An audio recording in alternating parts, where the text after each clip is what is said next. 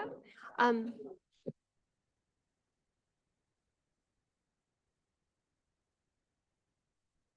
Okay, I think we will start by calling the meeting to order. And good afternoon, everyone. Uh, First, I will do some housekeeping, just a reminder of the microphone that you can see mine's green because I pressed the button. So then I'm being recorded. And so when you need to talk, yes. Oh, gotcha. Okay. Even better. Okay. Then secondly, we have a item of correspondence. I just read that the correspondence from Amanda Weeks, Manager of Administrative Services, regarding Councillor Mary Beale's 2026 council appointment to the Advisory Design Panel be received for information. So that's good for us. And then we will move on to the adoption of the minutes. Did anyone have any concerns or with the minutes from our last meeting? If not, could I ask someone to moved? Okay, good. Michael, you're okay with the meetings from last minute? Yes. Yes, I'm okay, good. Okay. So the meetings are accepted. Thank you. So with the adoption of the minutes, we will move on to our presentation today. And I'll just sort of quickly, before I hand it over to you to present, when you start, if you don't mind introducing yourself, and if you have any team members who are going to also speak today to us. And once you've presented, there's 4 of us today. I think what I want to do is have us, if we have any questions for you, sort of go around getting questions for clarification. And then once we've done that, then we'll come back through with our recommendations, and we may have a bit of a discussion about our recommendations, if there are any, etc. Okay. Okay, great. So I'll hand it over to you. Thank you. Thank you very much. Thank you everyone for your time today. My name is Kanwar. I'm with Common Ground Consulting. We're the development managers on this project. We came onto this project in late spring of 2025 to essentially bring on the consultant team that would start the redevelopment of this project, and we've been the development managers on this since. My background is in civil engineering by education, worked in the City of Surrey engineering department, and then got into the development management space. Andrea Scott, she's the lead architect on this project. She's one of the principals at Lovett Scott Architecture. She also is currently a member of the Maple Ridge ADP team, and she is a former member of the City of Surrey ADP committee. She's joined us virtually and can answer any questions that may come up later on as well. Just to give some context and history on this of the site, I think everyone here knows that previously there were 2 buildings on this property, one of which burnt down. And the current proposal is proposing 3 new buildings on the site. We are proposing to keep the current building, which has a Serious Coffee as a primary tenant, along with a liquor store, member of legislative assembly, and a couple other spaces. And we're proposing about 35,000 square feet in additional space on the property. All the two of the buildings that we're proposing will be 1 level, and one of the buildings will be 2 levels to accommodate a daycare. The owners of the property are a group of investors that have a background in the hospitality industry and do own other properties, similar properties, so are familiar with what's necessary to make sure that this is a good property for the community, and have also retained Cushman & Wakefield to not only bring in good tenants for the property, but I feel like also the city. The property is one of the first properties you see coming into the city of Parksville. And the owners and the team that's working on leasing the space and designing the space understand how valuable that is. The design process involved mostly leadership from Andrea and collaboration with ownership and a little bit on my end as well. But for the most part, Andrea came up with several design options. And we had a few meetings between the ownership, Andrea, to go through iterations and changes to get to not this design, but our first submission to the city.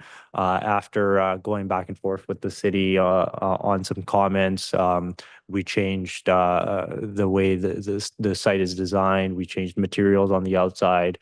We also changed the roof to be sloped. That is similar to a West Coast contemporary sloped roof design.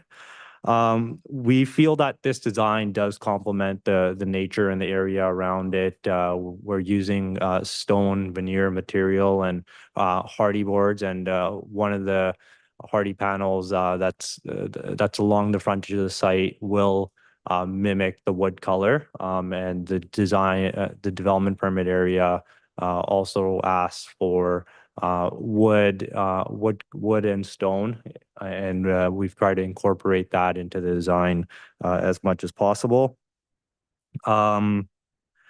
We will be planting about 44 trees as part of our landscape plan, along with about 1,200 shrubs. We will be maintaining all the existing site entrances, but we will be doing new curb work as part of the civil upgrades for the site. We're proposing 127 parking stalls. We're required to provide 108 stalls. We're providing accessibility stalls in front of each of the buildings with ramps and easy accessibility to go from building to building between the site as well. And I feel like we might have a comment on that later, but yeah, we can work on making any changes that you feel like. Yeah. And the facade includes hardy panels and stone veneer. Veneer, we obviously took into consideration that it is a site that does have a lot of traffic driving by it. We've tried to incorporate bike racks, picnic tables, maximize connectivity between buildings, and also maximize connectivity between the loading areas and garbage areas and each of the buildings. We are proposing many planted layers to increase the ground cover area with shrubs and trees. And we've also incorporated a play area for the daycare. I realize I'm not even skipping through the slides here, but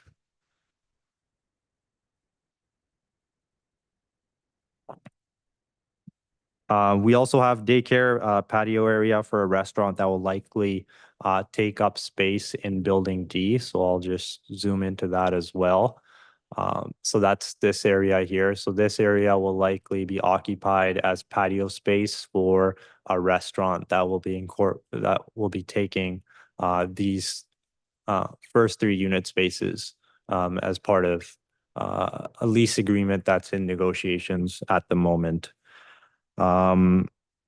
We've got 2 large grass areas that will act as rainwater gardens.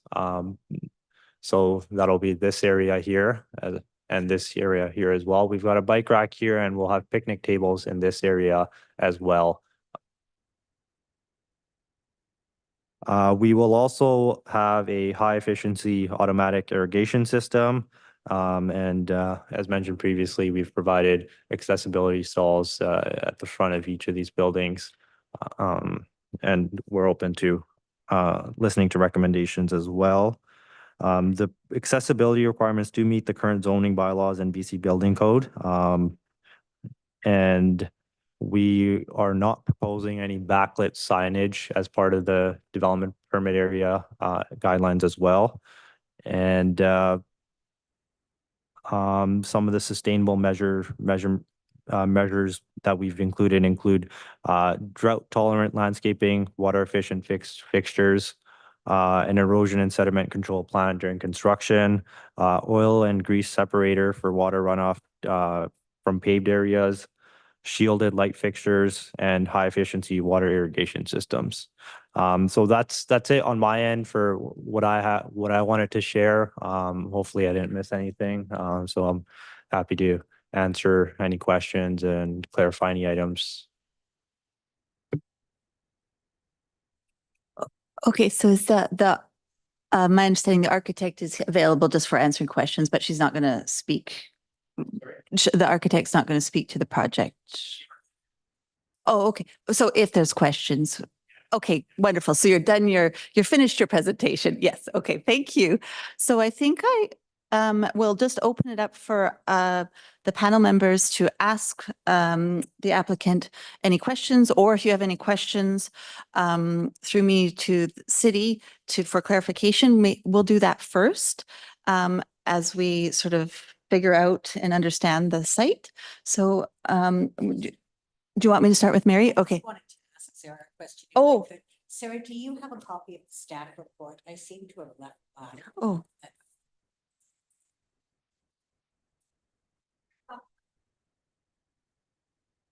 I had one in the agenda. And I was looking through it, and I just- oh, yeah. Oh, no, hold on. Okay.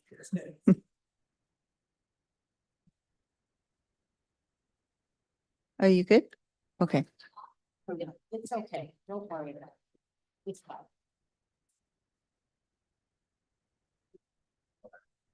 Okay.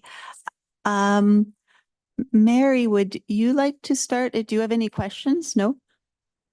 Oh, okay. I have a lot of questions too. So do you want to, we'll focus on getting questions for clarity before we start getting into recommendations. And I do want to remind all of us that we are referencing our comments today should be rooted in the DP Area 7 guidelines. Yeah.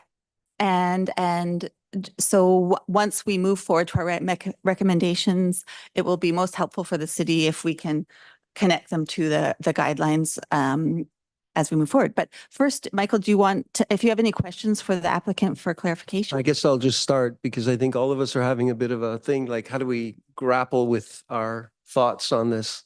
So I guess when we're sitting here, one of the things we're answerable to is this 9.7, right? That's actually the core reason or core document that we're concerned with here, rather than say the zoning, which has already been vetted by the department. But in the report for the zoning, you asked for a couple of variances, or they're required based on your design, to relax a couple of spots here.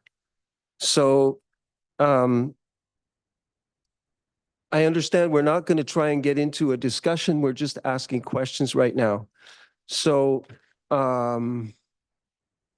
just if there was anything you weren't clear on or you wanted yeah, greater I mean, clarity. this is a pretty, for me, as an architect, having drawn about 50 of these, it seems like 100 because they seem that I know what the building is like, right? Yeah.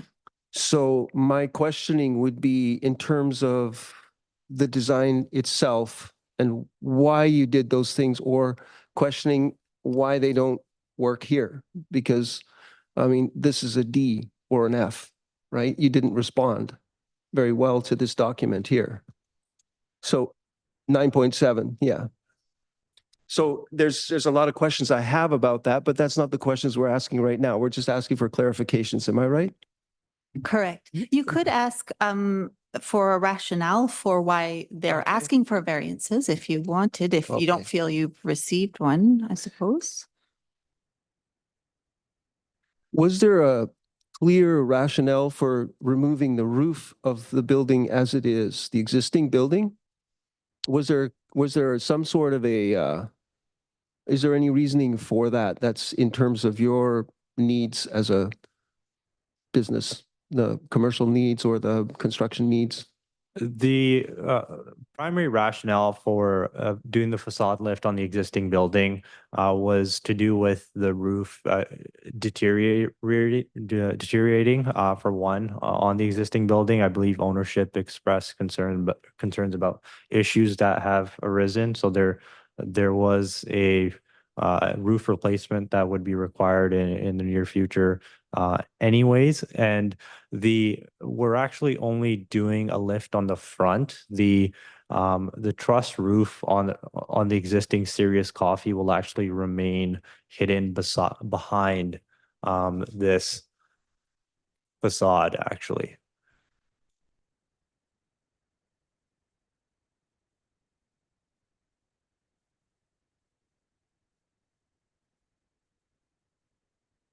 Yeah, the Burger King section is Yeah. higher than the other sections, and you would leave the sloped roof behind there. Is that what you're saying? Burger King will not be occupying the existing building. The Serious Coffee is staying Oh, there. right, I'm sorry. I'm Yeah. sorry. Serious Coffee section. Yeah, Sorry, so I that got it Serious mixed up. Coffee section, we will be hiding the truss roof from the front, but behind it, it will remain. Okay. So there isn't anything particularly wrong with that roof on that section. I know the other sections are just little front facades, right? Okay. And So when that- you go into the Serious Coffee, they actually have a open ceiling there, so Right. we won't be able to make that change and make it a flat roof Okay. without interrupting their business. So then I will be asking, this cosmetic changes on the outside, this look that you're going for. We'll be discussing that, I think, at a later time. That's not a clarification. Okay. Any particular reason for going an extra 20 parking spaces? Well, we had the space for it, primarily, and nothing Okay. really beyond that. We felt like there was a fine balance between what's required, and typically when you have a plaza like this that is off the highway, and depending on the mix of businesses you have, you could end up with businesses that require more parking than what is required by the bylaw. So I feel like this will give a good buffer and also attract good tenants that'll be valuable to the community. That's a value that might work in the GVRD, but it might not be relevant here in this location. But I had another question. That's another discussion. Energy. What kind of systems are you planning on putting in the building? And Andrea, are you able to comment on the step code?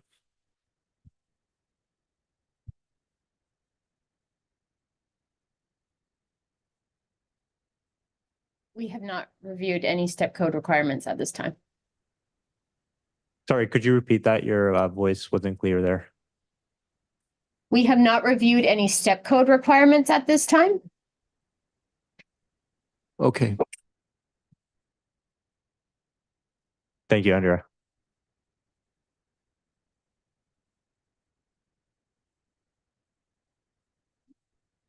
Michael, we can always come back. Yeah, just okay. was going over Okay, sure. these code things. So I just wanted to ask Yeah. again, another thing, the rationale behind your ideas about the refuse removal areas. Go into that a little bit more because that's specifically mentioned here. So the location of them? Yeah, that you wanted to have less. So you have something for the restaurant on one end, proposing a restaurant on the other end. And how does, that actually work? Because restaurants produce a bigger mess.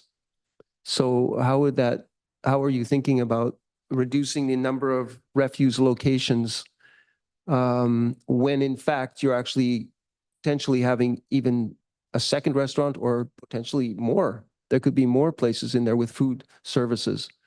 So if you reduce the number of garbage facilities, garbage in this case, I'm saying because in restaurants it can be intense. Yeah. So you're saying that we're proposing a amendment to the zoning bylaw for the amount of garbage area that we're proposing? Yep.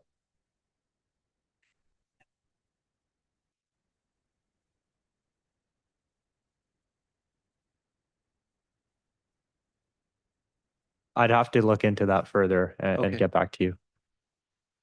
Well, it And- might be our so we can include that, those kinds of things can come up in our recommendations too. for them. Right, I'm just asking about Yeah, Yeah. logic and Yeah, reasons for what exactly. we're seeing, and that will help us later. So the last one will be anything that you want to say about the organization of cars going through the drive-through that you specifically wanted to do on this site, because I mean, there's some real downsides to the way this is arranged, such as you've got other tenants in that new building and they're surrounded on 3 sides by Burger King car traffic idling away, which will be detrimental to your value of your building. And so why that was chosen.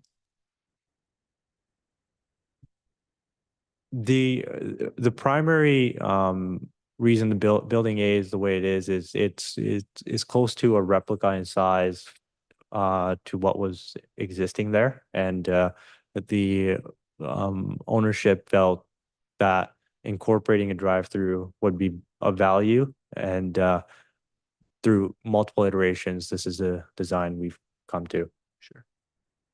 Okay. Is this including sort of like, if you have a franchise like Burger King, they have requirements about how they want their facilities to be designed, both for branding, but also for their effectiveness, efficiency, what they've learned. And is this partly why it's like this? Yeah, so Burger King actually in December notified us that they won't be proceeding with the deal. So it won't be Burger King. It'll be a different business that's Okay. taking over the drive-through. But certain lease terms often do include minimum requirements for the number of cars that can be queued. So having a longer queue also ensures that cars aren't lining up and hiding the frontage of other businesses during peak and busy periods. Okay, thank you. That's all I can think of for now. Okay, thanks, Michael. If you have more questions, you can carry on. I would either of you two like to go, or do you want me to go ask questions? Oh, sure. I have a number of questions regarding the site design that I'd just like to get some clarity on. Yeah. Particularly the where the edges of the Island Highway, Northwest Bay Road, where they are in relationship to your property line, because it's not really clear on the drawings. Like the distance from, so for example, along Northwest Bay Road, your property line, where is the road is not marked. Like I see you Yeah. have the title, but I do you know what I mean? Yeah, I wish I included a page from the civil drawings on here because that does show it a lot better. Yeah, because it would be helpful. What I'm trying to understand is what your edge condition is like on Northwest Bay Road. Because I know across the street, we have the residential properties. Yeah. And so they're looking into you, and I'm just trying to have an understanding of the distance. So that if, there are any recommendations, it's related to what you're showing. Also, the same is true. What I also would like to get clarity on is I have a feeling that purple bubble is tree retention. So that I believe is an area where we will be doing planting. So there's a number of significant, there's a cluster of trees at that property edge. And right next to, right there where you have the purple bubbled. I'm guessing that is for tree retention. Is that right? It's not clear. So Meredith, Kate, there was an arborist report submitted as part of the application. We Yeah. didn't include it with the ADP. okay, But it's my understanding that it's proposed that no trees are retained. no trees are retained. Okay, so, okay, yeah, and I just would like to know,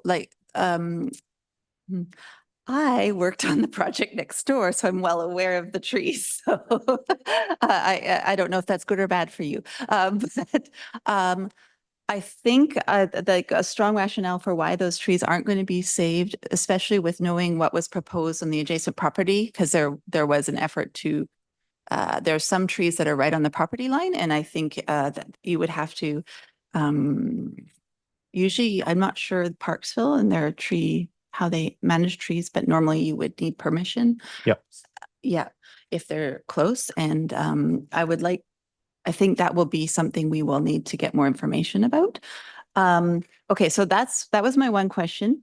Also, I noticed that there are trees in the right of way at that corner where the PMT is located, which would be on the highways. And so my question was, is the intent and do you have permission to access that PMT that's going to be coming? How is that? That's the PMT, right? Or not? What is that there? And Yes. is that you've been working with BC Hydro, and they've located that as the site? Because I don't see the access to that. And normally BC Hydro wants street access. And that's going to cause, I don't imagine the access would be off the highway. And so then, but a direct line to that would the trees that are existing in that highway right of way would be in the way. So there's something there that's Yeah. not quite lining up. Makes sense. And we did bring on an electrical engineer recently, and they'll be taking care of the application with Hydro. Okay. So that's something I'll bring up with them and discuss the access as well. Yeah, I don't think it will, I don't imagine that highways would allow the access off of highways, but anyway, there are trees there. Okay, I had a couple other questions. Are you proposing fencing, and did I miss that? And where?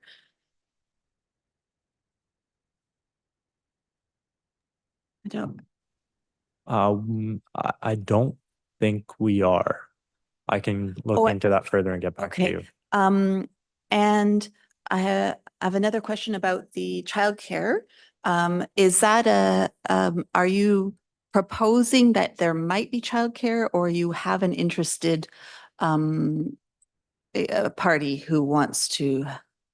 We do have an interested party. Okay. The deal isn't concrete, but we've had a lot of interest in the space, so we're confident that we'll be able to Okay. fill that space, and the space is designed in consultation with a potential daycare and commercial real estate agents as well. Okay, so you're obviously you'll have enough of a footprint to accommodate the number of children as well as for the outside space. Yes. Yeah, okay. And I'm just wondering, I had questions. No, I think that's all for my questions right now. Thank you. Thank you for your time. Mary or Maureen, do you have any questions that you want to? Yeah, okay. Am I on? I am on. Thank you for your presentation. So Very nice. Meredith is on the call as well, and she can answer any questions on landscape side. Meredith, we can't hear you. If you want to try again, Oh, maybe. can you hear me now? Yeah, there we go. Now we can. I have tried a couple of times to speak, but sorry. Yeah, my name is Meredith Mitchell. I'm with M2 Landscape Architecture. I'm the landscape architect for the project. Just to answer the question regarding the existing trees on the site, there is an arborist associated with the project. His name is Francis Klimko. He has provided an arborist report, which I believe has been submitted to the city.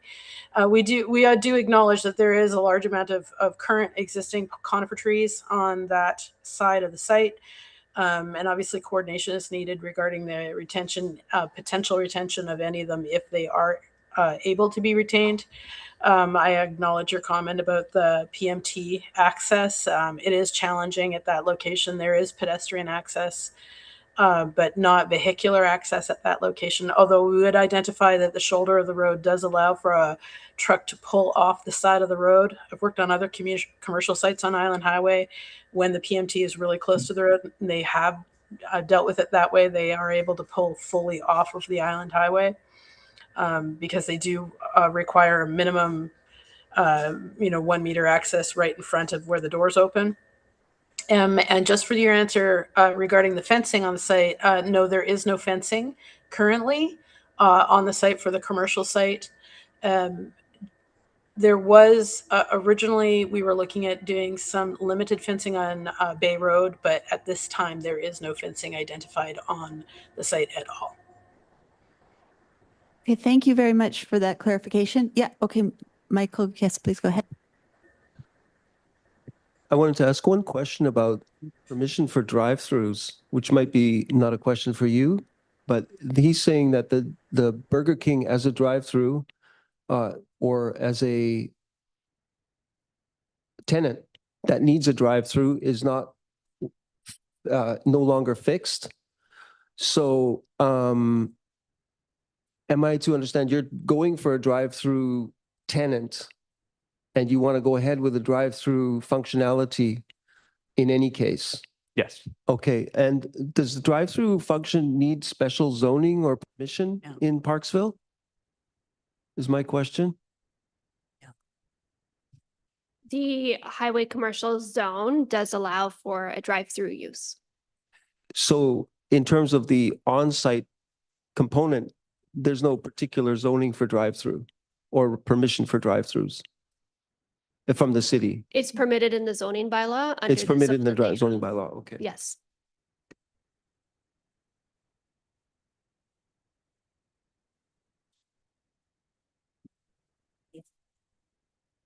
Thank you for your presentation. Very good.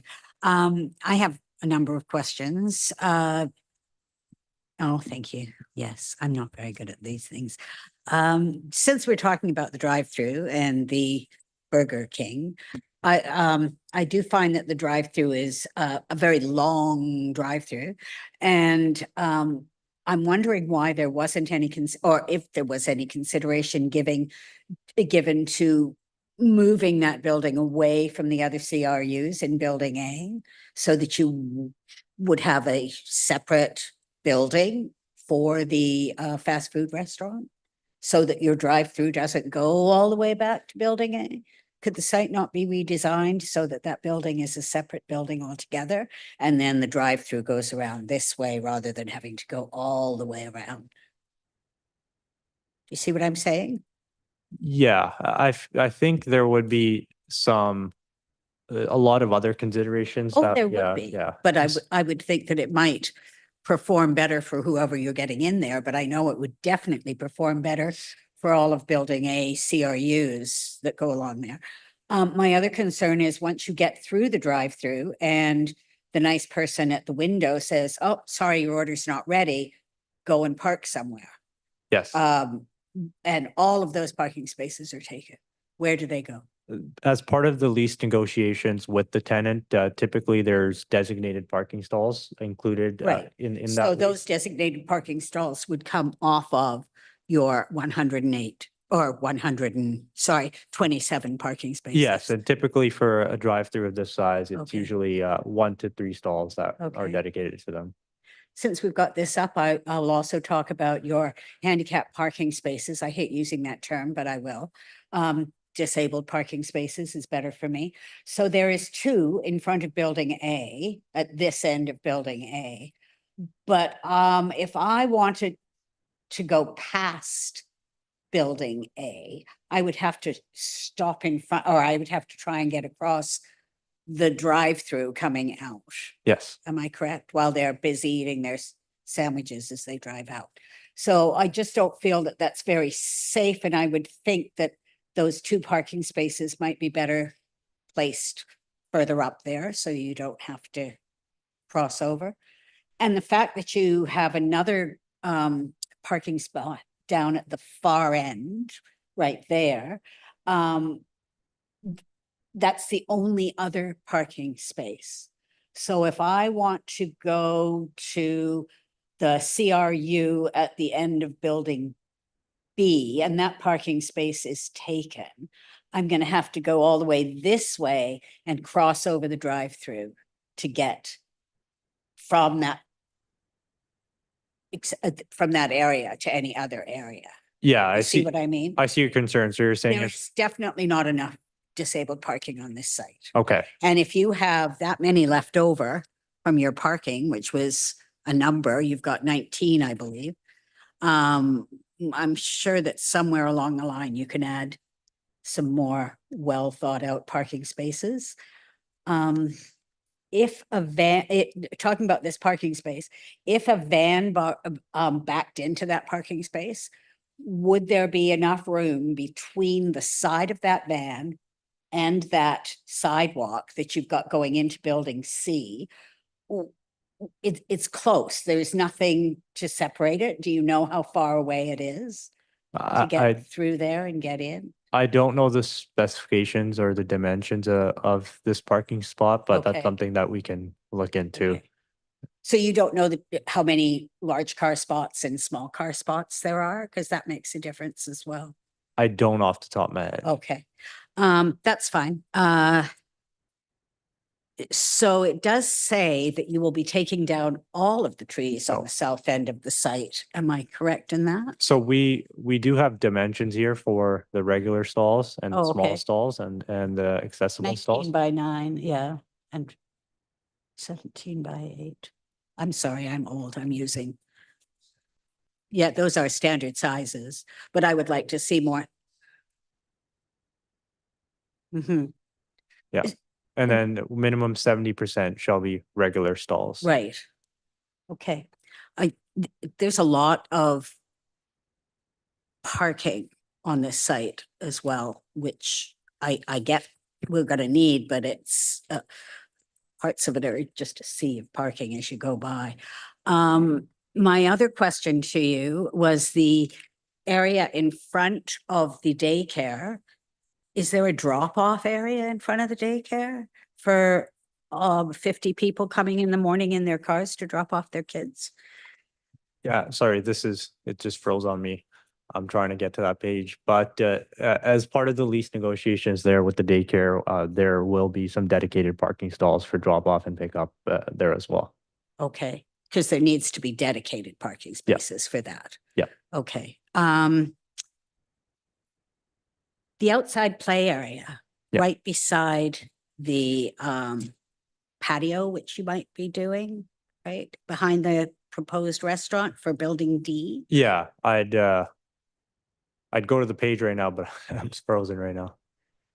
So there's you were saying that you were hoping to get a restaurant in building D and that would be a patio, hopefully, in behind it. Yeah. But it's right up against the daycare play area.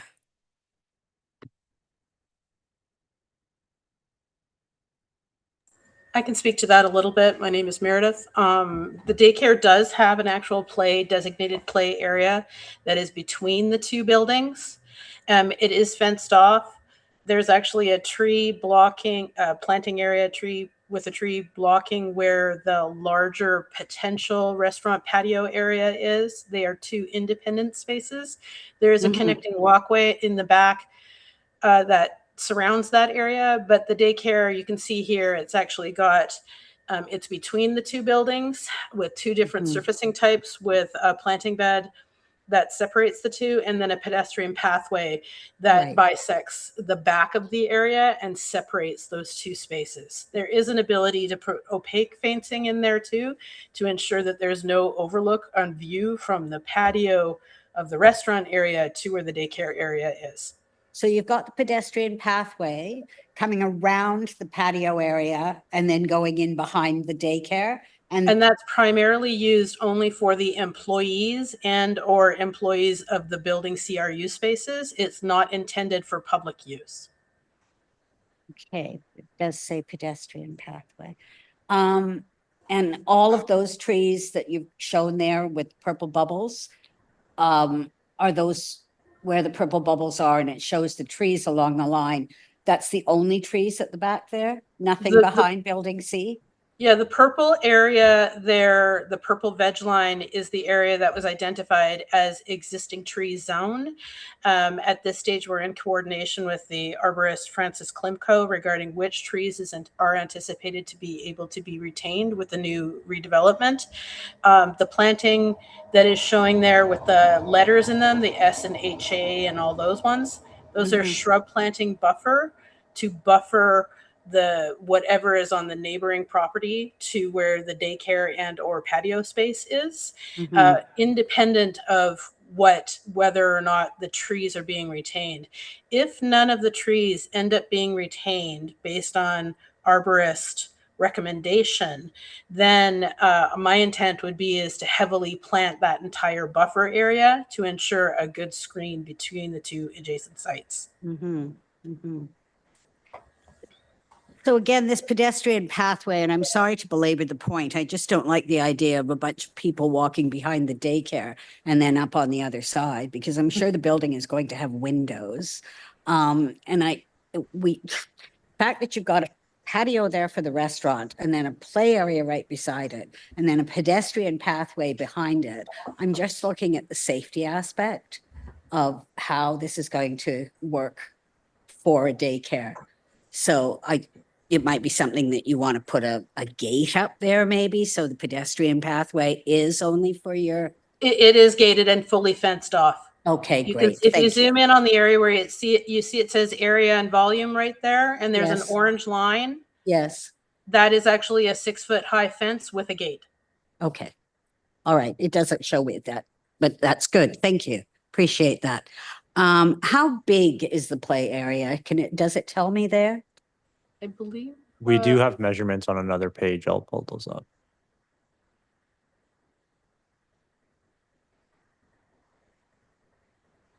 Thought I did have a piece of text on there. That's fine. It's not that important. I just have it down in my notes, that's all. Yeah, that's what I 2,000 thought. square feet. Yeah.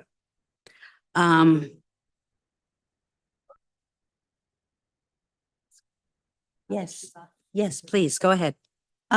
Sorry, this is Kate, the landscape architect on the design advisory panel, and I didn't know you were on, Meredith, but I do have a question about the childcare outdoor space since we're talking about it, and I thought I'd love to know, were you I would like to know how you were directed to design that space because it seems like it's really It's pretty lacking. empty. Yeah. At this stage, we were not given direction to actually program the space. The only thing I've done at this stage, because I don't have age group calculations, Yes. versus, infant toddler versus, Yes. the age group. So all I did was have a hard surface on the front and then resilient surfacing, rubber tile in the back, Okay. with some dimensions in there. Once we actually, with the independent operator there, they did have their own furniture that they wanted to put in, but I'm awaiting clarification from the clients regarding age group and program space, because normally I would actually program it a lot more. So other than the fact that the planting in there is obviously non-toxic, they're actually fruit trees. I believe the one in the back is a bare root apple tree, and the one in the front is, I believe, a magnolia, just to provide additional shade and screening from the parking area in the front. But yeah, I do realize that obviously the programming is a little bit lacking there, and we do need to have further information for the Okay. private operator. Yeah, thank you. Mhm. Just wanted that clarification. Absolutely. Am I back? Yes. Hi, thank you. It's Maureen. What about sidewalks? Have you been talking to the engineering department regarding sidewalks along the Island Highway or along Northwest Bay Road? Yes, we did receive engineering comments in November, and the comments did include adding a sidewalk.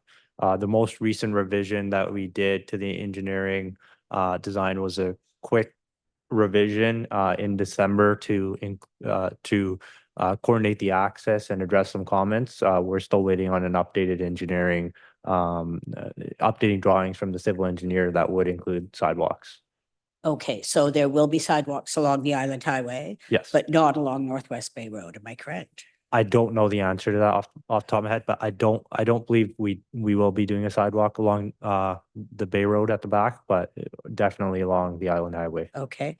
And have you discussed with the engineering department, again, your entrances to the site and whether or not they're going to meet all of the engineering guidelines? Yes, we have, there were some comments about the width. We actually proposed to close one of the entrances To But- close one of the entrances? Yes, but Which one is that? we proposed to close this one because originally we thought it might be too close to the intersection. Right. But because there's no left turn, left turns allowed off of Island Highway East, the engineering department recommended that we keep this open, which was the revision we did in December. Was there any provision to indicate the requirement for a left turn lane? Did anyone talk about you installing a left turn lane into that plaza No, we were happy with the solution. with this solution? Yeah. Okay. The CRUs, you haven't gotten, have you got any agreements with any of the tenants for the CRUs? Just preliminary LOIs. It's the condition of them being firm would be also the development permit as well. Okay. Signage, have you discussed signage at all as to whether there will be a big sign saying British Bobby's Ye- Old Plaza or something? Yeah, that- we are proposing a pylon sign just right here. So Okay. we will replace the current pylon sign. And we've discussed signage lighting with the planning department as well. Right. Okay, and that was my next question, was the lighting. Yeah. So is there, the lighting, is it under the eaves? Is it shining on the buildings? I mean, again, I'm worried about picking your child up at 7 o'clock on a January night when it's pitch black. Yeah, we do have a site lighting plan that was submitted, and we are proposing lighting on each of the new buildings. Right, So I it- didn't see that in here. Is It there? it's not part of this presentation, but there is a site lighting plan that Okay. was submitted by an electrical engineer. Okay, and on building D, am I seeing that there's residential above there, or what are you doing above building D? No, there's nothing proposed above building D. It's just Okay, a so one- why are you asking for a height variance? On which building are you asking? for the height that's variance? just building C for the daycare. That's it. Building C for the daycare. Yeah. That's 7.5 to 11.96. Yes. Okay, and you're also asking for a setback reduction, and that's from the Island Highway, I believe? The setback reduction is primarily in this area and the adjacent property on this side. Right, All to do with building C. And it just had to do with the turning radius here and making sure that there's enough separation between the parking and making sure that the building was a satisfactory size for a daycare space as well. mm-hmm. So the size of that building, of building C, is to meet the requirements of the possible daycare people? Yes. Okay. And one more question, I'm really sorry. Up at the other end, we're going back to Burger King because Yeah. my notes are all over the place. You have a grassed-in area or beside the drive-through? Yes. I don't know that I want to sit there when the cars are idling there. Sorry. Yeah. I gotta tell you, if the cars are idling or coming around that corner or waiting for their order, I'm gonna be gassed out. So I don't know that that's a good area for you to have picnic tables and an area that you expect people to go and sit in. It Yeah. might just be something you want to think about. Yeah, we can take that into consideration. And I think I'm done for now. Thank you. Thank you. Thank you, Maureen. Mary, do you have any questions? Okay, because I have a couple more now that the landscape architect's on the thing, if I can go ahead. Okay. Since the landscape architect's on the call and I didn't realize she was, I have a number of questions about the design of the landscape. And if you could tell us your rationale for having the sort of this dry stream bed concept and why adding all that sort of hard material when you could be putting plants, and also the rationale for grass swale stormwater management instead of possibly shrubs and more trees in those swales where we may like to have a greater buffer. If you could just sort of help us understand why you've done it the way you've done it. Hi there. Please. Yes. Thank you. Originally, I did actually have quite a bit more planting, in particular on the Island Highway side. It was a request to reduce a planting to make it a more drought tolerant, native plant friendly site, which I have done. So there was originally significantly more planting on the, well, overall the total site, but in particular on the Island Highway side.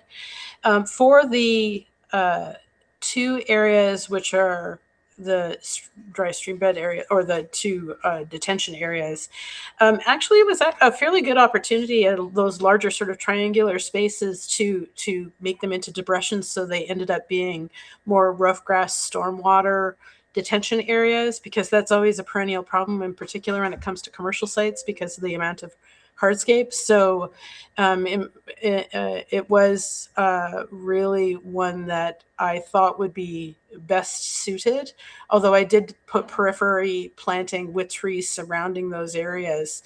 The other one was that there's a gap in tree planting between the building A side, because I was notified that the parking was not changing in front of the building A side. If you could scoop it up just slightly, you can see the transition in between the driveway and then building A and then in front of building B. It's a very narrow planting bed, and because we were told that the parking is not changing there, I can't provide the soil volume requirement for trees in that location. So it was just shrub planting only, mixed shrub planting, whereas the wider areas in front of building A up to the intersection, I was able to get better soil volume requirements in that area. And then if you scroll the drawings down in front of B to the south, I don't know if the drawings are frozen or if someone could scroll them. Sorry. Yeah, so in front of there, you can see also the signage in the center there. I was able to put one tree in front of B with the soil volume that I was able to get in that triangular planter. But in the backside area, I was able to achieve one tree for the islands in the back, and then it gets into those granular areas. And I didn't want to put any proposed trees around building C and D, because it was still to be determined whether or not the existing conifer were going to be retained. If they were, I didn't want to interfere with their canopy. But that if it's determined that those trees are not able to be retained, then obviously I'm going to be putting significantly more trees in that location. Okay, thank you. Mary, do you have any questions for clarification? Thank you. Yeah, I'll try to articulate. I'll be totally honest here. I found this a little more confusing and harder to fully grasp than with some other, presentations that we've had, which probably says more about me. I'm not a professional here, but I was a little bit lost at times and not sure about a few things. So if I can just get some clarification with regards to building C and D, I will say that I'm thrilled to see that there will be some childcare on site. I think that's lovely to see. But is it above building D or above building C that there's a second story? And what is anticipated for that area? Yes, it's building C that will have 2 levels, and we're expecting a daycare to occupy both levels. Okay, thank you. Yes, because I did see the stairs and I thought, oh, if that's some other tenant, it might be interesting whether they want to be above the daycare or not. I also had some questions about along Northwest Bay Road. You'll see it more adjacent to Building A. I'm quite familiar with the area. In fact, I was there this morning going for a walk with friends and then to Sirius Coffee. The area off that's a swale, I was under the impression that that was owned by TELUS at one time. Is that now owned by, or has it, does that actually go up to the edge of Northwest Bay Road, or is that triangle area indicative of the area that's fenced off right now and basically a swale? Pardon me?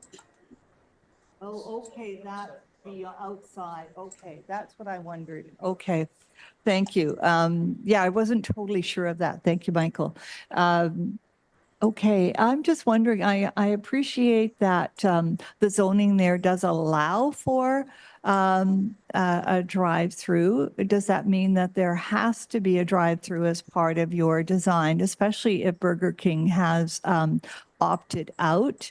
I guess I'm just wondering about the lack of outdoor seating space for what is now Serious Coffee, but that particular building, the existing building, Building B, seems to have very minimal access to any sort of space just outside the building. So I'm just wondering if that, you know, have other whatever designs for that been considered at all? The thought process we had behind even the picnic area here was people right now, if you right outside Serious Coffee, they have some picnic tables kind of sitting there, and it's not the most pleasant area to sit outside and drink coffee, I feel. And we feel like if we were to make this a nice area where and people that are, you know, maybe grabbing coffee from here or maybe pizza from somewhere here or something else from here could all go here if they want to sit outside and eat. And we will definitely take into consideration the comment about cars idling right here, and maybe move picnic tables further down or find another alternative. So that was a thought process. And we'll definitely keep an open dialogue with the tenants as well, such as Serious Coffee, to figure out solutions. But yeah, unfortunately, we won't be able to accommodate anything immediately outside Serious Coffee. Was there any consideration to perhaps shifting Building A just a little bit closer towards Arbutus? Or perhaps that's, I don't know if that's, well, the whole site has been leveled, but to create a little bit of space for Building B outside. I'm just wondering. With the way the building's oriented, we're pretty tight here already in terms of how far off we are from the property line. The orientation of the building. The other aspect is frontage as well, right? We're perpendicular to the frontage of the road, which is what's preferred by all restaurants and potential tenants, so that there is a combination of those things being taken into consideration.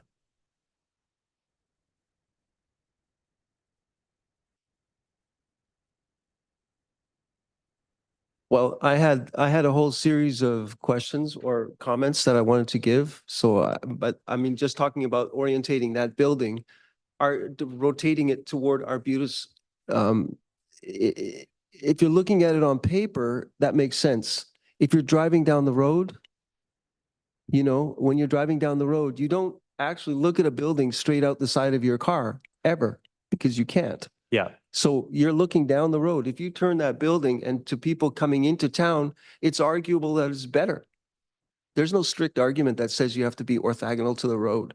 And you could actually create, also by moving that end of that building out, that feature building, that whatever tenant that is, he gets more of a featured place. So I'm just saying that the argument that you have to be parallel to the road is pretty simplistic.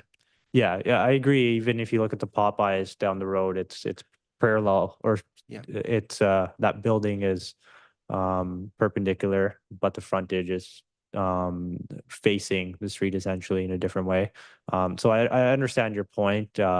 We'll take that into consideration. However, I think there was a lot of time spent on coming to this orientation, so it will likely remain this way. Okay. Can Do you have more you- questions? Yeah, okay. And then we'll start getting into the, Thank you. I did hear you say earlier that there would be no backlit signs, from what I understood. I believe I heard that. Yes, that's And- for the pylon signage, I believe, if I'm not. Oh, It's my understanding that there would be channel letter signs where the channel letters, individual lettering would be backlit. There is a signage page in the package on page AS2 that has the details of the proposed signage. Although that may change with the individual businesses, but this is a generally how it will look.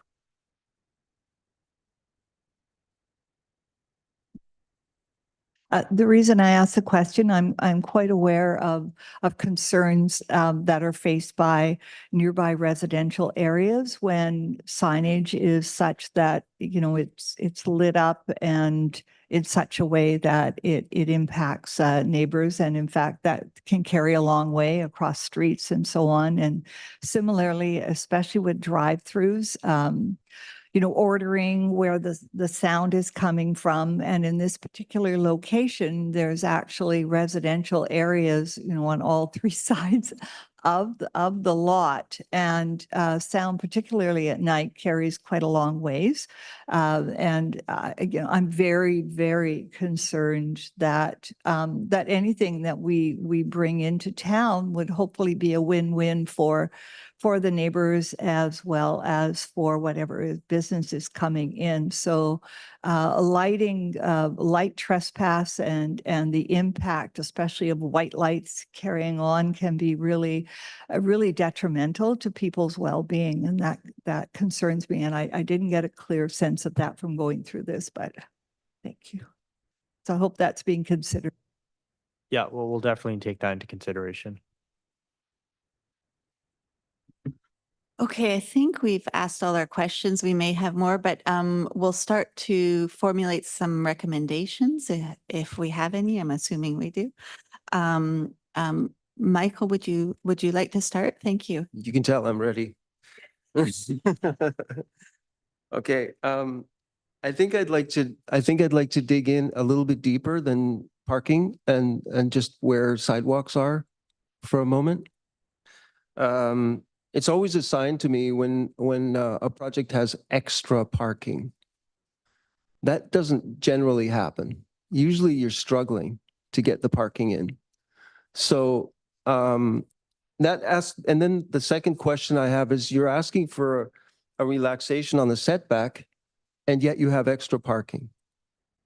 So two kind of like clues to me about some things I want to ask about. And then the third one, which I kind of got clearer now, is that we do have a fringe of trees in a U shape, of which there's going to be a big building sitting there now. And we've already looked at that building. We know what it looks like. And that building's taking out a lot of the trees. It's quite unfortunate, actually. But the corner of the site here would still have some trees carrying onto this south corner, like it's literally the south corner. And your design does not really accommodate for keeping those trees. You know, what's not on the drawing is not in the budget. That's the way I look at it. You know, we can promise things here, sit talking, but if I'm seeing something on the drawing that is contradictory, I'm not going to say, oh, he said it's going to be okay, but actually the design doesn't bode well at all. You've got an electrical station in there and you've got the corner of the building. I think it's pretty easy to end up saying these trees can't be retained, and then they're cut down before anybody even argues it. So I think that the project has to reflect respect for the potential of keeping some trees which are older than this building will ever be. You know, it takes a long time for a tree to grow, and planting a new tree, you know, it's 60, 70 years and the building won't last that long. So it's not really true, right? So I'm always conscious of that kind of time factor. I would really like to point out to the group here that I think that there's ways, the daycare, the whole combination of daycare, parking, setback is impacted. It's not working well. And I don't think that the problem is hard to solve. So that's a really key point. So going back to this list of items that we're kind of responsible to here, the architectural design should complement natural character of the area in its use of form, materials, and finishes. And in terms of the entire form of the building, this is a strip building. It's a strip building. It has been reformatted to be a classic strip building in the big city method. It is not a building that reflects what this area has been. And we know there's a big development on one end and a new development coming on the other end. To me, right now, the way this building has been formed, it's like the coup de grace. It's the end of the quality of this street. is there's a potential here to keep something going. And if this building goes ahead in this current form, you have got basically a strip with apartments on it. But the quality, when we're talking about the trees and that, you know, what it looks like right now is already deeply impacted by the building going up next to yours, where most of the trees are gone. I mean, it didn't need to be that way, but it ended up being that way. And now you're pressing this other building with a relaxation on the setback right up against that parking garage, which you're going to have next to it. You're going to have an open walled parking area under a slab right next to this C and D. So I don't mind the height because we've already got it there. But the whole compression there doesn't seem right in combination with the way the facades are. All of a sudden, you're not really keeping the character of the area. You're creating something which is wholly orientated toward getting as many cars off the highway as possible for a commercial center. The second thing is that we're talking about the orientation of that other building. That relates to another experience where this building has a long back, and behind it are residences. These residences are in walking distance. Lots and lots of people are in walking distance of this place. Hundreds, right? If you do this, you are telling them we're not interested in you. We're not part of this community. We want cars off the road, right? There's ways to do this building which are much more attuned to this kind of climate. If you've heard of an architect named John Lautner, he invented strip buildings. He invented all of this stuff in the 60s and 70s, and in Los Angeles. And those buildings are woodsy. They have plywood. They express themselves as real buildings. And we're all riffing on that stuff that he did in this very superficial way. So when you call this building sloped roof, oh, come on. That is not a sloped roof. By any stretch of the imagination, those are not sloped roofs. Those are pieces of facade that are sticking up with a cut-off top, which looks really weird to me, personally. It's not a sloped roof. So I think that if I'm talking about the spirit, and I'm being inspired by the last time we met, you know, where I haven't done this too often, and I was being very stepping back. But afterward, I felt kind of bad because I didn't say my opinion that you've got to be, you know, we're doing this. It doesn't cost more. It doesn't actually cost more to do this. It's just a habit. And so I would ask, from my position in terms of how I'm voting, I think that getting down to the concrete recommendations, I think that the facade is not representing the form that we want in this area. I think that I would recommend that that facade gets looked at again very seriously. That's my one. I'm not making the actual motions right here. I'm just saying these are the topics I would like to focus on. That the facade really be looked at again and be serious. We've already got a sloped roof in the building. You said you're keeping it. It's possible, right? Number two, I don't think that the setback variance is warranted. I think that there are ways to do this which allow for it. For the building to be at at the requested distance from the property line. Knowing what's coming up next, I really recommend we don't give a variance and allow some space for this daycare to breathe in there. And I think we have to be very serious about retaining as many of the old trees as we can on that corner. That would be the third point. I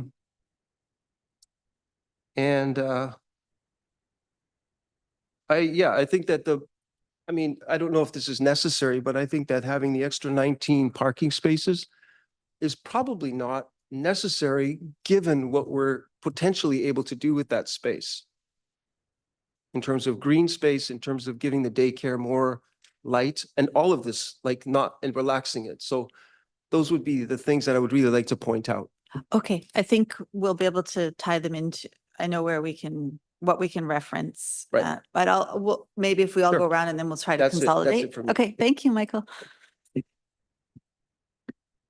Mary, would you like to go ahead? Thank you. Thank you very much. So I will say that when I looked at this, my first response, my first thought was, this looks like it belongs in the industrial park as extra storage units. I'm just being totally honest here. And then I thought, I stepped back and I thought, but what if the palette changed? Then maybe, because I just find that the colors are, if I'm just going with what you presented here, I find that the colors are really quite dark, and some of that might be to do with the printing, but dark and heavy, and like I say, kind of more of an industrial feeling. And then I thought, well, is there some way to imagine this more as, I don't know, seaside cottages or houses, knowing that this is part of the tourists? I know it's, okay, it's highway commercial, but this is coming into the city. It's the first area, and it's tourists as well as lots of residential, I understand, in a fairly natural environment, although we have been losing trees. And I thought about houses that are along Chesterman Beach, if you know it, and Haida Gwaii, when you're down at the beach and you get those beach sand colors and lots of grasses and kind of low. And that's where the angle of the roof, I thought, well, I could sort of picture that, but the palette would have to change quite a bit in order to get that, to get more of a sand color, lighten that up. That gray stone is just awfully gray, but to get some of that, old cedar look or a mossy green, that's why I was complimenting Michael earlier on his vest. I thought, oh, that might be a nice color in here, like something that reminds us of the environment around us and that we're close to the water. So I really, you can tell I had a very strong reaction to that. But my feeling is that this belongs more on the other side of the highway and over in the industrial park as it's presented here. I do want to speak to I understand that drive-through may be permitted here. I don't know if that means that somebody's designing something has to put it there. I think that our city runs on coffee shops. It's a place where people come to gather. But the value of it is that we do meet. We meet with friends, we sit down, we do business. All of those things happen, but they're not happening at the drive-through part of it. And these days, one can order ahead on your phone or computer, do that, and you can have something ready to be picked up in no time at all. So it still gets that element of that fast food part of it. And I can't help but think that if that drive-through if that was eliminated, just think how much safer that would be for the people who are working in those buildings when they step out their back doors. Right now, there's a little bit of a sidewalk and then there's a driveway area, and it is very dark at night and so on. And they're stepping out and they're going to have their smoke. Not, I don't smoke, but let's face it, people are going to be doing that, whatever it is they need to do. And I am concerned that that's an unnecessary hazard that would be gone if it wasn't a drive-through. I also think that that would provide some space for the folks at Serious Coffee who appear to be at a disadvantage here in that they can't set out their tables, and maybe they can fit on that little strip of a sidewalk, but who wants to do that with cars driving by? And perhaps then again, on the other side where you've got the picnic tables and the patio, et cetera, that can go right up to the building, because it's just not realistic to think that people are going to exit Serious Coffee with their cups and so on. And then, where are they going to do that? It's not going to happen. But even the other place, then, if there's more room there for some outdoor seating, then in fact, it could free up some more space or for some additional planting, which would create even more of a buffer for the people who live across the street on Arbutus. Similarly, I have more though, a couple more things. And yeah, again, I just think it would also create a nicer feeling, that view when you're coming into town and you can see that, there are people outside. It's alive. It's not a bunch of cars driving through. So, and you can add some color because hopefully people would have their outdoor spaces. I know it's not going to be in the deep of winter, but they have umbrellas, they have colorful chairs. So it's a way to add some vibrancy and to be more inviting. I just don't feel that this looks inviting. The atmosphere will be inside. I am also concerned about, first of all, I thought, reducing the garbage collection waste area sounds good. But again, the reality is if I work in one of these places and it's 10 o'clock at night and my job is to take the garbage out the back, and maybe I'm I don't know, 20-some-year-old woman taking the garbage out and it's dark and it's icy and it's whatever.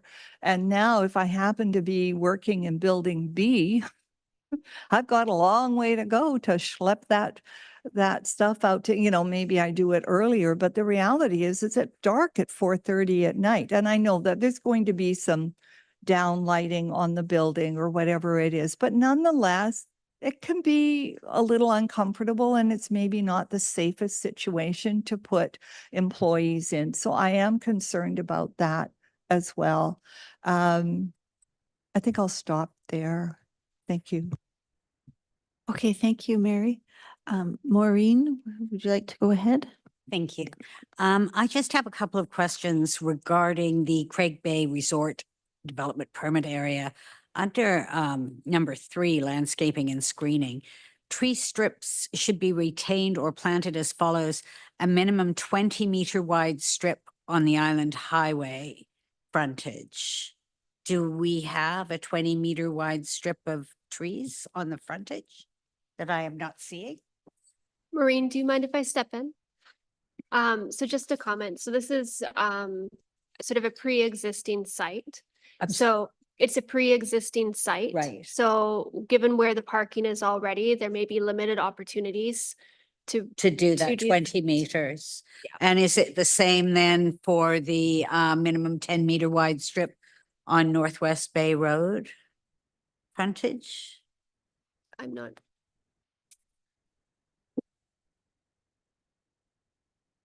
Yeah, I'm not sure if the landscape architect has looked at that. Maybe she could speak to that if she's on the call.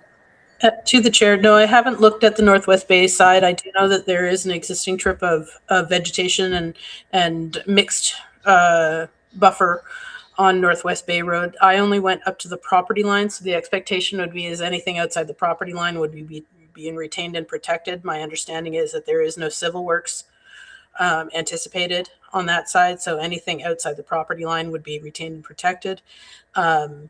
Within the property line, I didn't put any additional trees on that side, but that's something that can be coordinated with planning. Mhm. And again, the 5-meter wide strip along any other property line. Have we got a 5-meter strip beside that property to the south? I think that's the variance they're asking for. Mhm. Yeah. Oh, is that the one? Yeah. So it's going from where I've got 7.5 to 5.1. Is that right? That was the setback variance that was That was the setback variance for the building, right. but there was not a variance associated with the tree Okay. strip. All right. I had a couple of other concerns here that I wanted to ask about. I do agree with you about the siting of the buildings on this site, and something you said at the beginning of your explanation was that building A was likened to what was there before. And you're right, it is. But that doesn't mean it has to be there again. It was a tight site even then. But personally, I think this is a very tight site for the number of buildings that you're wanting to put on here. And I agree about the parking spaces. To have an extra number of parking spaces and not an extra number of disabled parking spaces is something that I am very passionate about. And there is not enough disabled spaces for this site. Your building C, I believe there's stairs up to the second floor. What if building C becomes something other than a daycare? What would happen to getting upstairs? I take it there's no elevator in building C at this point in time, but we always have to look at what will happen in the future. And there are also little kids who are also disabled and wouldn't be able to get up to the second floor. Yeah, at this time, I don't know off the top of my head what the inside of building C will look like. Right. I think for now it's just the development permit, the outside that we were focused on. Right. Hi, Chair, if I could just interrupt for a second, it's Andrea Scott, the architect here. Yes, we please go ahead. We do have an elevator in the two-story building as it is required by the building code. Thank you.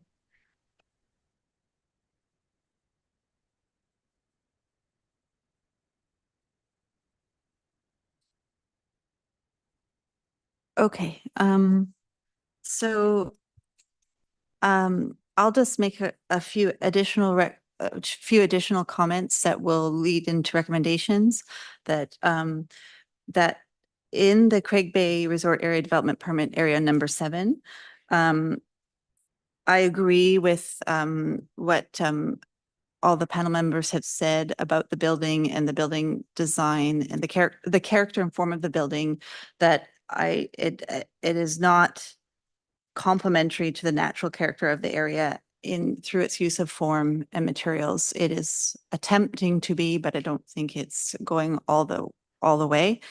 And equally important is the form and the location of those buildings on the site and how it relates to the adjacent uses and properties. I did want to note that in the guidelines under citing and built form, the buildings should be cited to respect existing natural features.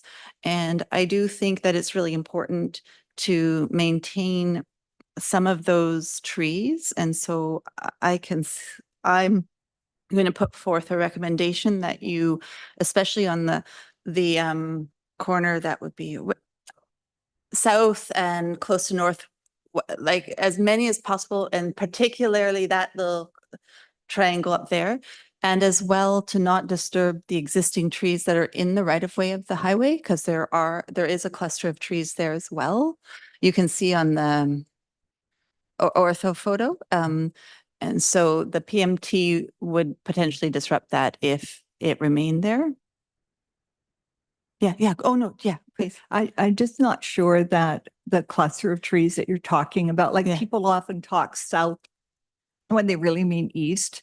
And right. So when you were talking about retaining that cluster of trees, Yeah. that's what I think you're Yeah. talking about, the edge by Northwest Bay Yes. Road and that corner, because that is where there is a clump of quite mature trees. Yes. Because Can you brought your cursor over here, so Right. I wasn't sure if that was clear where that was. I think also the very south Yes.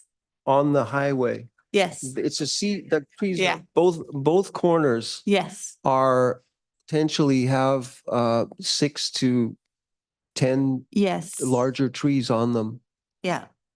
And so we don't want to see the trees that are off, especially the trees off your property, ideally not being disturbed with site works and infrastructure. So there will be a recommendation. So also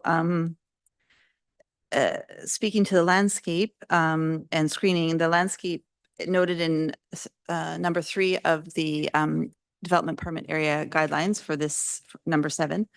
Landscaping should respect the natural vegetation of the site and should employ native species where feasible. I note that the landscape architect has indicated a few species are native. I think it's a little bit misleading in the choices. So for example, the conifer you have chosen, the Pacific silver fir, it's actually not one of our conifers in our Douglas fir, coastal Douglas fir ecosystem. It grows in our wetter areas on the island, so north, west coast, not really in Parksville. And it is actually a water intensive tree, a tree that requires one of the most water of our conifers. And so I'm going to strongly recommend the landscape architect review their choices and to be more honest about what is native and not native. So in addition, that mountain ash, I believe you're showing is not the native mountain ash, it's a European mountain ash.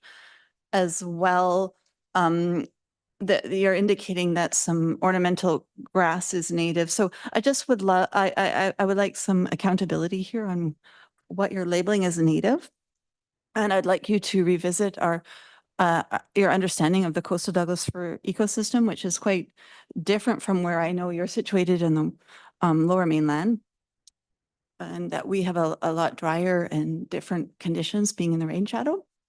And I see an opportunity for you to introduce more native plant species in your planting palette. And given that it's outlined and indicated in the development permit area, I recommend that you move forward doing that.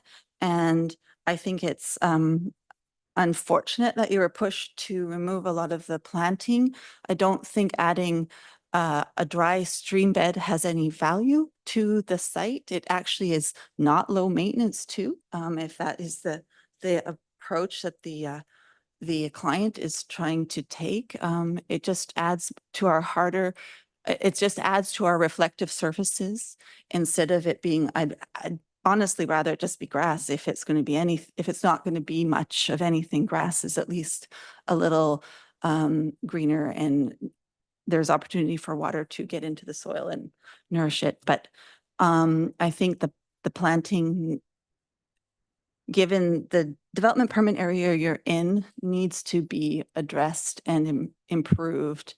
And as well, the swale, the grass swale on the Northwest Bay roadside, I think you can keep the swale, but look at using different plant material in your swale to introduce that tree strip buffer that is recommended in the guidelines. And I'm trying to think about the other things. And then beyond the planting plan and the plant species and the relationship of those to the site, I think if these comments are important because they're going to help your project feel more like Parksville and not like anywhere in BC. Then moving on to the accessibility of the site. I would like to see pedestrian connectivity throughout the whole site. So I want to see sidewalks, crosswalks connecting from the buildings D and C through to building A. And then that will at least, if there is, and an increase in the accessible parking stalls. Okay. But the site connectivity is really weak, and I think that it was weak to begin with on the existing site. And if you're going to be redoing it, I would like to see an improved accessible connections for pedestrians. And we know as residents of the island and Parksville in this area, there are a lot of walking groups, cycling groups who like to meet at like Serious Coffee. And I think the site design needs to consider those users. And the site design seems as well, I think I can't find a note to say this, but where the picnic tables are, it doesn't feel resolved. Putting them on grass is not a resolved solution to outdoor seating. It needs to be a more dedicated, intentionally designed space, in my opinion, but I can't find a note to connect that to it. So, but anyway, yeah. When we, like, I'm just asking for a process here. Yeah. Our recommendations, how do we transmit them and how concrete do they have to be? I have three things that I could say which are fairly Yes, we need to precise. connect them to a guideline. Okay, So, so, but we can expand, Right. but connect them to a guideline. So Okay, that's so- what what I'm trying to think. All of. right. Yeah, So okay. the first one I would say is connected to guidelines A1A and B, Yes, where the form of the buildings in terms of the roof slopes and forms has to be readdressed. From my recommendation would be that they're readdressed and that we have to look a little bit beyond these kind of classic, typical ways of dressing up an outside of a building and think of it as something that is just here and not one of many, many that has been done before. This just looks like something that was not really, I'm sorry to the architects, not really thought about. I'm sure they did, but maybe not thinking in the right, in the way that needs to be happening here. And it's too easy to do because you see so many buildings that have just been laid out like this. And I think that we're trying to get more thought into it or more feeling into it. I would recommend for 3B that we have an actual drawing. We have so many drawings of different things, like for the lighting. We have an actual drawing which demonstrates the 20, 10, and 5-meter green areas that are in this plan, 3B. Both why, when it's there and where it is, or why it's not there. So for example, on the front where the existing building is, including the parking, I understand that, okay, it's pre-existing. The other parts are arguable because there's nothing there. You can say, well, there was a building that burned down and so we have all these parking there, but actually there's nothing there. And so it's arguable to say, because it was there at one time and even though the building burned down, the parking still counts as pre-existing. I'm not sure parking for a burned down building for how many years? A decade? Counts as pre-existing anymore. I'm not sure about that. Yeah.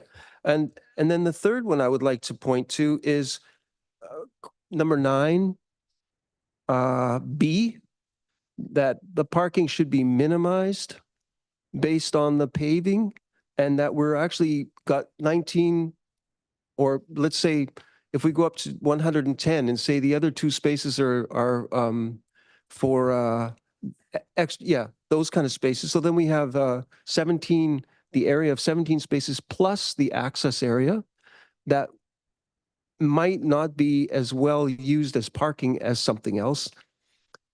That's B. So this is my recommendation. And then for the C, D, E, and F in number 9, I think that it's reasonable to ask for a description of the planning in terms of, if you remember what C, D, and F are, building design should have passive heating, lighting, and cooling.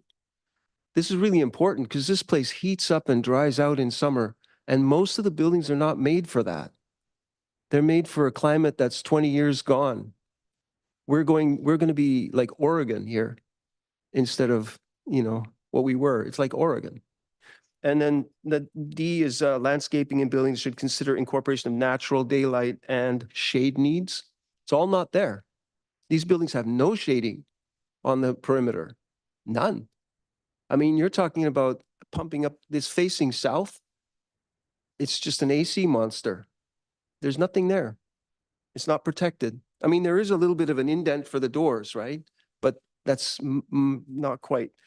We need to see something about that. D being optimize the benefits of solar energy, solar orientation. So both protecting from the sun, but also optimizing because we also have cold season like now, right? All of that. This is normal stuff since 20 years in architectural design, and we're not seeing any of it.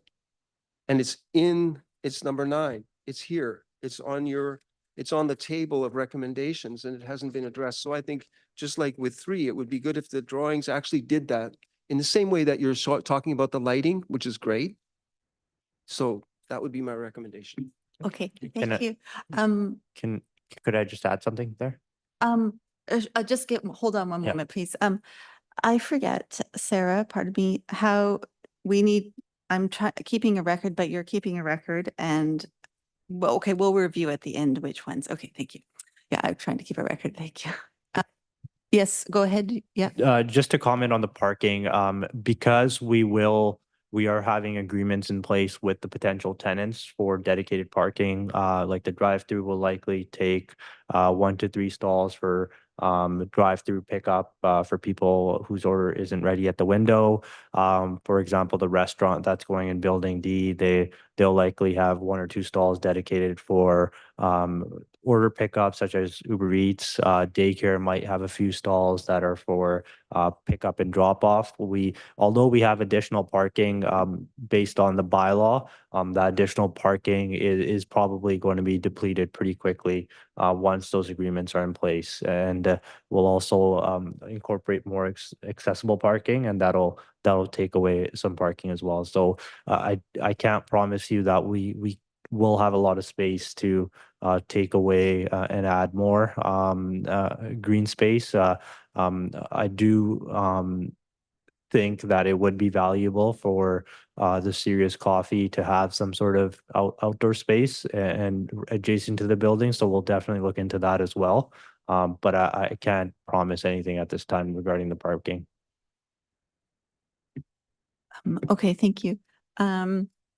Just before we go ahead, I think currently we have that we are going to make the recommendations to readdress number 1, architectural design and character, A, B, and C. I think just A and B is A and B, necessary. okay.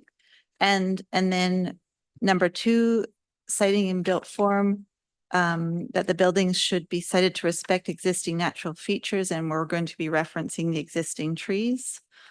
And then number 3, landscaping and screening. Number A, landscaping should respect the natural vegetation of the site and should employ native species where feasible. So as per my You comments. already spoke to that Yeah, one. right? yeah, yeah. And then B, where we would, I think we're going to end up, I think we're going to need to see some, I think I have a feeling where we're going, because we're going to need to see some information. It should be a Some- drawing that explains the response Yeah. to 9.73B. So, There yeah. should be so a we- drawing that explains the response to the 9.73B setback requests, Exactly. or not setback, actually green Yeah, strip. we want to be able to see that so we can understand where you're able to meet it or not meet it, and have a better understanding of why. And then that, and also 3C, I will highlight that, Mhm. that on Northwest Bay Road, again, the native plantings has been highlighted as part of the character. And so the landscape needs to revisit the plant palette and improve its inclusion of native plants. And then moving forward to number 8, accessibility. So accessibility features should be integrated into the overall design concept, and I include accessibility is pedestrian, is all accessibility across the site. So ensuring that we have a connectivity, pedestrian connectivity that's accessible from all buildings across the parking lot. Are there any other ones in number 8? I don't know number 8, accessibility, no, other than what you're. Okay. Yeah, and then moving along to number 9. So they have stormwater management, B. Yeah, 9A seems to be Yeah, considered and talked Yeah. about, so that's so fine. is it Although A, it may change now, but B, it's still, C, D, E, F, really? yeah, Yeah. B relates to the parking Yes. separately. Yeah, And that can be included with the idea of challenging Yeah. the parking, and then the rest. okay. the rest And is- so I just did that summary so you could see if there was any more we wanted to add. I do want to add something. We've had quite a number of questions regarding the development, and we've had quite a number of guidelines that we have indicated to you that we feel would make the site as we've noted, pedestrian friendly, accessibility friendly, parking friendly. I would like to make a motion, if possible, to ask you to make the changes, or to make most of the changes that we have asked you to make, and to bring the item back to the design panel so that we can look at it again, and maybe then be able to drop some of the if you incorporate some of these guidelines that we've told you that you need to incorporate, if you can come back with a plan that indicates most of those that have been met, and then we can relook at the entire site when you come back with something that, from what I'm hearing here, would better fit the guidelines for the Craig Bay Resort Area and Development Permit Area number 7. That's my motion. So just to the other design panel members, how do we, so we can put forward that motion and vote on it? I would second it. Okay. And I would as well. I think there's too much missing that I would like to see a revised site plan and landscape plan to really better comment on this project fulfilling. I think it's the- important Yeah. to remember this whole street side is taking on a lot of development all at once. And this project could be a part of making this development appear much more positive for everyone concerned. In a certain way, because you're public, commercial, you have the potential to create a very strong community confirming place. A place that integrates with not only the tourists, or the people passing through, but the locals, right? Or it could be a place that everybody just drives by and forgets unless they need to go in there for some purpose. And that's what I think we're looking for, right? Just so you understand what the people here Yeah. are So- aiming toward. I think I have to do it a formal motion, right? Reading from my back script here. Yeah. Okay. Do you want to say something before I do? Yes. I thought you could finish, I mean, although I hear all 3 out of 3 saying they supported it, but nonetheless, I would like to just add a couple of comments if I may, although Michael here basically took some of them, and that I just think that this property, it really provides an opportunity. It provides an opportunity to welcome, to invite, to encourage people to stop a little while, to do some shopping, yes, but to also, with a number of food things. I mean, there's so much potential there. I also want to mention that even previously, and I know that, I know the building that was there previously, and even that actually did have a frontage, if you like, over towards Arbutus. I mean, obviously you didn't drive in off that, and I wouldn't want to encourage that too much, but between the vet and between the cleaning supplies. So there was a little bit of a oh, here you are and welcome, you could go in. And right now it's like there's a back wall, which is what was there before, and there's a side wall, and it's all about the front, and it's all about cars, and it's another strip mall, which people have said in the OCP as well, going back years ago, that, that sort of thing is to be avoided. So I think that there's a great opportunity, and to think about the pedestrian access for neighbors as well. There are hundreds of people who live in Craig Bay, and it's an active community, and they're involved with the museum and everything else. We've got a building that's going up next door. There are people down Arbutus, and there are 3 6-story residential buildings going up just across the way.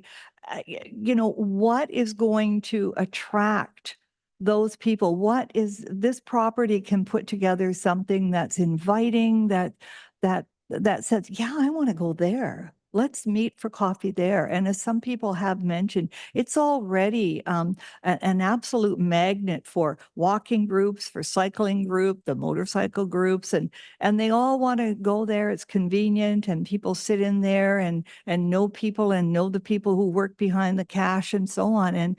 And there's so much potential to do something that adds to that. If I may, I think we need some prime pedestrian spaces on this site, as you said, Mary. So people, even if they don't want to go to Burger King, or even if they don't want to go to Serious Coffee, that there might be something on the corner or in one of your points there where there's just a nice little area where I can meet my neighbor and sit down and just have a chat. I don't see people going there for that kind of thing. I mean, if there's so many cars and so many areas that you would be impacted. So there is no prime pedestrian spaces, there's no public art, there's nothing that's going to draw people in, as Mary said, because it's a nice space. The fact, as I said, and as Michael said, having building A just like where the British Bobby was now, or was then, I don't believe that, I think we could do better than just bringing back what we had 20 years ago. Okay, so I'm going to read my official statement. So request for consideration, this is our, we'll do official vote on this, okay?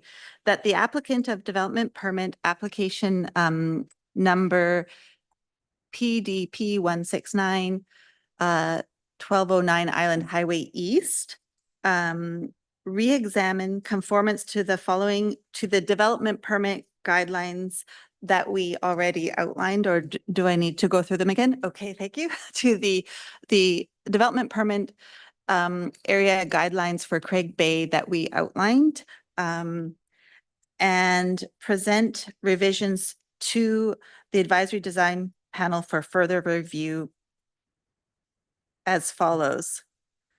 With respect to the guidelines that we outlined. I guess that's what I'm trying to say here. So yes, thank you. Can I just go Yeah. through the Yeah. guidelines that I've noted and you Yeah. can let me know? I was Yeah. trying to write fast, Yeah. but I might have missed one. So I had noted development permit area number 1A and 1B to readdress the architectural design and character of the form and building roof slopes, and to readdress those aspects. I have noted development permit area 2A Yes. to reconsider the site and built form of the building as it respects natural features of the site. 3A, I think I might have missed that, but I just wrote down native plantings. Yes, that Was there more? Or that was 3A? Yeah, I have Yeah. 3B. Yep. 3D and B, yep. Response to 3B with providing additional clarity to the landscape plan and opportunities to incorporate tree strips, retention and planting. Oops, sorry, we wanted to have a drawing of how that show, Yeah. okay. Mhm. Yeah, so just more clarity on the landscape plan that was submitted. Could I Um, just chime in here? Kyle, I briefly remember us chatting about this. Do you recall what our conversation was, and do you recall what the neighbor has done in regards to 3B, which is the 20 meters strip along Island Highway, 10 meters along Northwest Bay Road? Yeah, so the development that's currently under construction at 1180 Resort Drive, they do not show 20-meter strips along the Island Highway. However, part of that, the boulevard width is considered to be part of that strip, if you will, along the highway. So we don't know from these drawings exactly how wide the boulevard areas are. But that would certainly form part of the strips. Yeah, so, yeah. Sorry, instead of just talking, we want to actually have that as part of the documents reflecting however you're doing it. If you're saying, no, we can't do it here, we don't need to, then you can also put that down. I mean, Yep. all of those things, right? Just informative. Yeah. And design. The more the better, of course, right? Okay, and then, so we jumped from 3B, I think, down to development permit area guideline 8, Oh, I did add Oh. 3C. 3C. Okay, could you repeat what Yes. that one was? It's Northwest Bay Road Boulevard and property frontage should generally feature a meandering walkway, native plantings, and low-level stone and wood entry features and fences. So I wanted to highlight the native plantings. So it was just reinforcing the need for greater landscape plantings of native plants. Okay. Then I have 8 in general. I don't think I have bullets for 8, but just general consideration of accessibility across the site, including pedestrian connectivity throughout, as well as the number of accessible parking stalls. Number 9, I had jotted down. 9B, reconsideration of the amount of parking and non-pervious surfaces. And again, extra spaces for accessible stalls, as well as 9D, E, and F, considering the solar orientation and shading consideration in the building design and orientation. That's what I have listed. Yes. One question, I believe that there was something, I don't know where in the document, but about reducing the amount of, waste receptacles, that was somewhere. I'm just concerned, much as I love the look of fewer, I'm just not sure that's very practical for people actually work there. That's what I wonder about. We can add those back in. I wasn't sure how we end up there, but we can work on that. Where does that fall under? So we wouldn't have to tie it to a guideline, but Okay. you could just make a general comment to revisit maybe the number and location Yes, sure. of waste receptacles. That sounds great. And so then can we have a general comment that just that kind of pulls in a lot of the comments we've heard about the site design that we would like to see sort of more considered pedestrian, pedestrian people spaces on this site? There is a comment I did not make, and I was refraining from it regarding the outdoor childcare space. And I do think more vegetation, more screening is important and critical to where the uses are differing. But I'm not sure I don't know where to put that in. Okay. Yeah, that I don't think that I think there could be an improved separation between the proposed sort of restaurant patio and the outdoor child play space. And I would love to see you take a little bit more of a natural approach to that space and how it gets designed, and really embrace the fact that the kids are outside. So they should be interacting with elements that are part of the outside. I just didn't make that comment before. Because it felt like too many. So Kate, can I just clarify on that? So just a general point to reconsider the separation between patio seating area and outdoor play space Mhm. in aspects such as screening and incorporating nature. Yeah, plants. Yeah, using the plants as much as possible for that screening. Am I right in thinking that building D is not extra, it's not 2 stories or it's not extra high? Because one concern that I have for the childcare, the outdoor space, is that could be in the shade almost all the time, because it's going to be like play in the alley. I'm not sure, but I'm not sure how much sun it will get, but Yeah, and that's something, I mean, this is just a note, when you revisit if you revisit the site, the overall site plan and design, opportunities for the kids to go on a little walk within the site to a space could be beneficial. So whether the rain garden has little spaces to connect with it, or where the public spaces, those could be part of the programming for the childcare as well. Yeah. Okay. So we have to vote on all of what we just said. Yeah. I'm not going to summarize it. Just, I think we all are comfortable. We know what's being said. So could I have someone to motion to accept what I said? Sure. Without repeating it.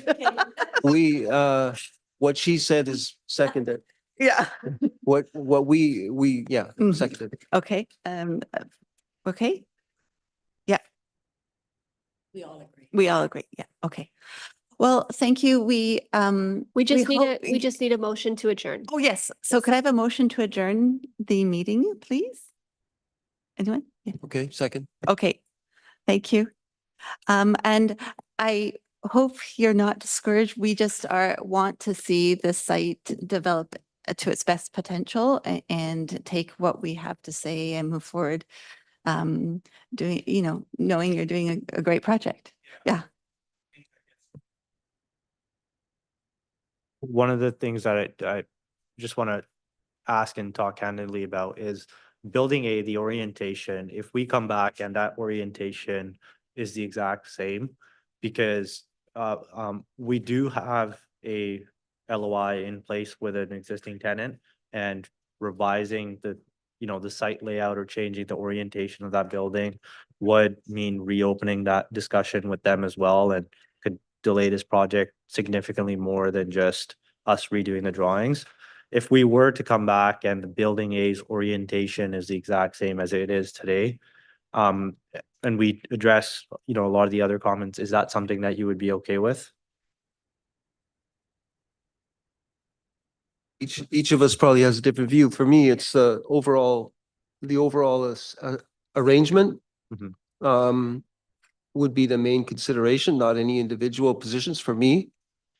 I would have concerns that you can fix or do all of those things and not make some relatively stronger moves on the site. I'm not sure you could do it, but if you can, I wouldn't say no just because of that. That's for sure. Okay. Yeah, I agree with that. We need to see what you were able to do and understand why you weren't able to do certain things. Yeah, makes sense.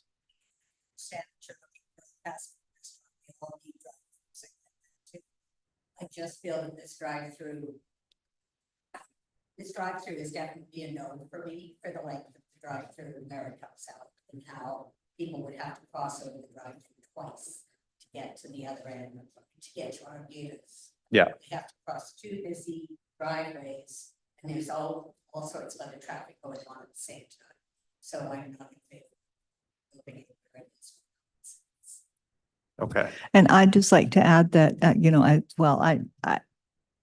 I think that restaurants can actually do okay, even fast food without a drive-through. Thank you very much. And I think that's changed. I think things evolve, but none that aside, I think if a lot of effort that goes into those roof lines and into colors and into what the visual is, so that, as well, that people who might be coming along our beautifs, are not looking at a blank wall or a little, and they're not hearing squawking out of a voice saying, that will be $7 and whatever. And along the back of it right now, it's just this wall, visually, I think a lot could be done to break that up.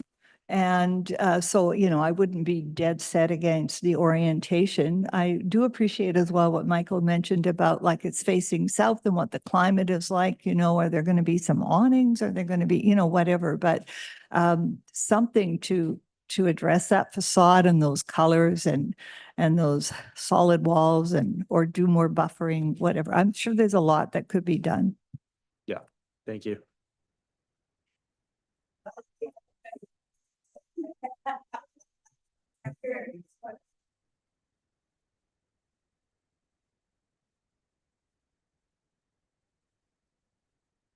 Thank you, everyone.